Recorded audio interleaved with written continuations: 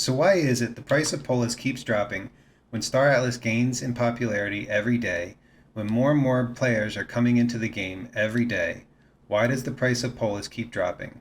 This is a question we hear a lot in the club these days, and in this video I'm going to give our reasons as to why we think the price is dropping and where we think it's going to go short term. The price of Polis had hit a high of around 17 and is now below $4. So why does the price keep dropping? The first thing we need to do is we need to learn what Polis is. I'm going to give you a very brief description. So the long-term vision of Star Atlas is to be an autonomous player-owned game, fully controlled and funded by a decentralized governance. And Polis will be the token that will give you voting rights to that governance, which will fully control the game. So the team has said that probably one Polis will not equal one vote exactly, but the amount of Polis that you hold will determine the amount of voting rights you have in the Polis DAO, and on this everything that the governance handles. So that sounds great, right? So why does the price keep dropping? Well, if we go look at the Star Atlas official roadmap, we can see that the Polis DAO isn't out yet. This used to have a date of February 3rd, and now it says in progress.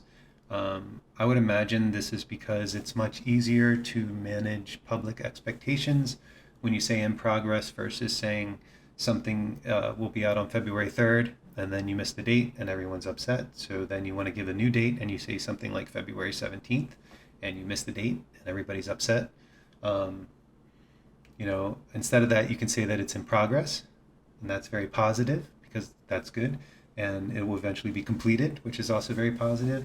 And they can give us updates in the town halls and in the Twitter spaces like they do, without giving us firm dates until they're ready. So this is a much better way to handle it. But that being said, if you can't stake your DAO, that's one reason not to hold it. The fully diluted valuation of Polis at the moment is around 1.5 billion, and that's a lot of DAO token. That's a lot of DAO token for no DAO, right? Conversely, Atlas and ships are already earning massive income, both from Score and from other protocols that I'll get into in a second. Some ships like the Tree Arrow have gone for as much as $175,000, which is 66% increase in price over the volume weighted average price. Like that's crazy. There are early investors that invested in Polis and Atlas, and they're getting 100,000 Polis tokens daily are being unlocked for these early investors. I would imagine many of them sold them to buy ships to bolster their fleet for the game. So that's another way that Polis is being sold rather than bought. If we look at it from a different perspective, we can go over to Raydium and see the Polis Raydium pool is at an 84% APR, but the Atlas Raydium pool is at 90%. So if we check Orca, the Polis USDC pool is at 45%, while the Atlas pool is at 60%. So in both cases, you'd rather have Atlas and be staking that rather than Polis.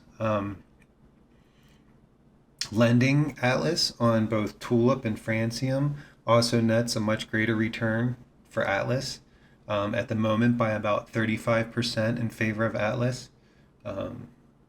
We can take it a step farther and say, like posters have gone up in price a lot since late December when we got that really cool airdrop that was associated with them. And so this gave people incentive to believe that there could be future cool airdrops from the posters, and they could sell their Polis to buy posters. So no matter how we look at it, Atlas ships, posters are more popular than Polis. And since we don't have a date for the DAO, there's no reason for people to hold Polis, and this shows in the charts as well. If we go and if we look at Polis versus the Metaverse index, if you're wondering what the Metaverse index, this is a basket of tokens designed to capture the trend of entertainment, sports, and business shifting to a virtual environment.